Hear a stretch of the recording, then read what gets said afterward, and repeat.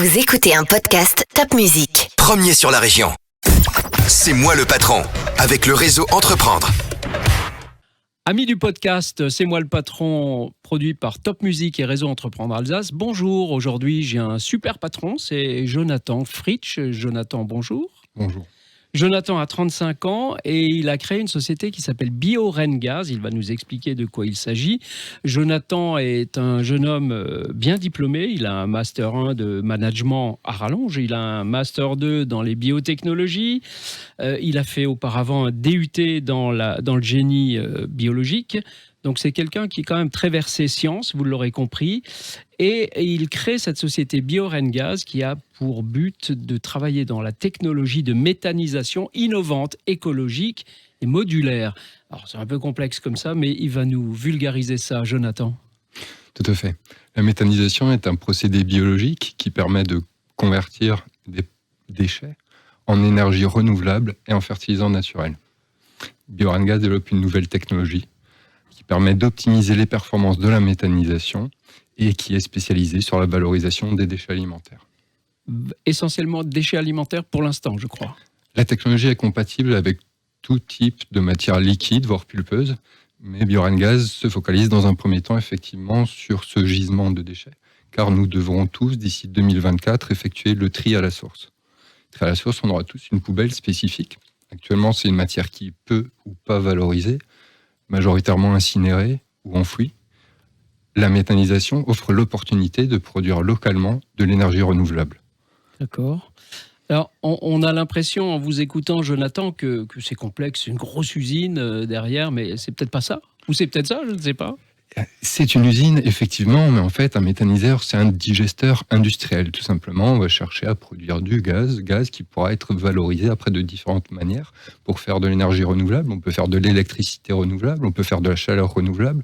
On peut injecter ce gaz renouvelable dans le réseau pour se substituer au gaz naturel qui vient de Russie, on va voir s'il viendra encore pendant longtemps. C'est d'actualité. Et qui permet également de produire du biocarburant, qui permet du bio-GNV pour alimenter différents véhicules, que ce soit des véhicules légers ou les véhicules lourds comme les camions et les transports en commun. Donc on est en plein dans la transition écologique là. Effectivement, on est dans la transition écologique, transition énergétique. On souhaite contribuer à l'agriculture durable tout en développant la bioéconomie locale circulaire. Vous êtes combien, Jonathan, chez BioRenGaz pour produire ce type d'usine ? Au sein de l'équipe, on est actuellement 4 personnes. Il y a 2 associés, M. Walter Demenat et moi-même, et il y a actuellement 2 employés qui contribuent au développement plus sur la partie process, et communication et commercialisation. D'accord. Alors, commercialisation, pardon, je vous ai interrompu, vous vouliez rajouter quelque chose ? On est assez polyvalent, on est une petite structure, oui. On n'est pas encore une multinationale. Mais ça le deviendra. Comment prospectez-vous les clients ? D'abord, quel type de clients prospectez-vous ? Il y a 4 personnalités sur les clients, typiquement dans le secteur commercial. On parle un petit peu de différents profils. Il y a le profil agriculteur. Le plus grand nombre d'installations de méthanisation sont des installations de méthanisation agricole. La technologie BioRenGaz offre l'opportunité de rajouter une ligne dédiée sur leurs installations. Donc, soit ce sont des gens qui ont déjà des installations, qui souhaiteraient augmenter la puissance, soit qui souhaitent mettre en place de nouvelles installations. Il y a les collectivités également qui vont devoir gérer ces déchets alimentaires, qui vont parfois en interne directement réaliser des installations de traitement ou de valorisation des déchets. Bien entendu, il y a des développeurs investisseurs. Donc là, ce sont des gens qui développent ces modèles économiques en produisant de l'énergie renouvelable et les plus courants, les plus connus sont les grandes firmes multinationales françaises. Il y en a un grand nombre, que ce soit dans le secteur du traitement des déchets, de l'énergie ou du traitement de l'eau. Les Français, on est relativement bien placés sur le secteur international à ce niveau-là.